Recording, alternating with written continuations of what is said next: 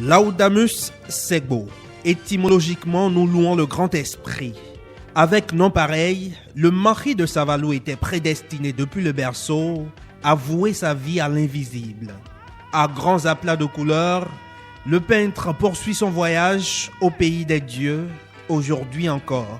J'ai pris le vaudou comme un travail, parce que c'est un travail spirituel où tout est concret. Il n'y a pas de vaudou non ou de vaudou-ci qui ne prône pas la loi de la nature, la loi de cause à effet. C'est pour ça que ce côté de vaudou m'intéresse beaucoup. L'artiste peint l'étoile comme une femme connaît les joies de l'enfantement, au bout d'un long travail. Pour Laudamus, pareil travail est confié aux mains des dieux à qui il s'offre en pâture.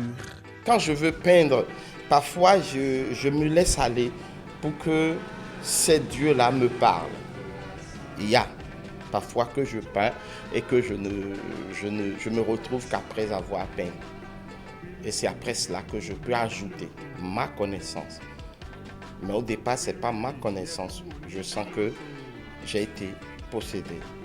Ceux qui doivent peindre m'ont aidé à peindre. Pour l'ancien pensionnaire du lycée Béhanzin, sa condition de plasticien a une quête constante qui a commencé avec la rencontre d'un grand maître. Je suis arrivé à la peinture en cherchant Joseph Pobli.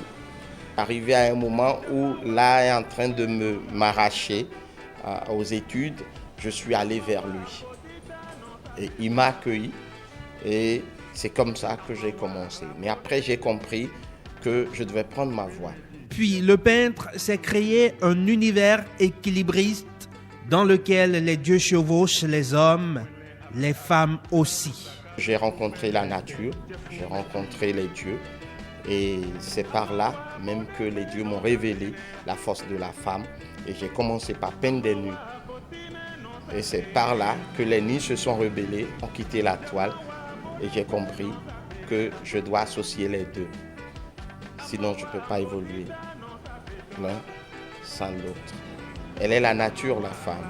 Elle est la force de la nature. L'art de Laudamus, comme le dit le peintre, vient de ses tripes et de ses origines, et pas d'une école ni d'un courant pictural.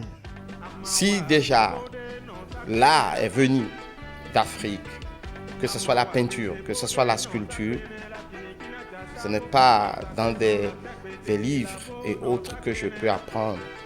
Donc je suis inclassable, je suis le début.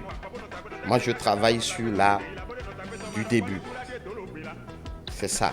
Et ce n'est que comme ça que j'évolue. L'apprentissage, l'affranchissement, puis la notoriété. Tout cela, Laudamus l'a connu. Pourtant, quand il s'agit d'évaluer son parcours, le peintre préfère ne se souvenir que de la raison qui le fait peindre encore. Rien n'est encore fait.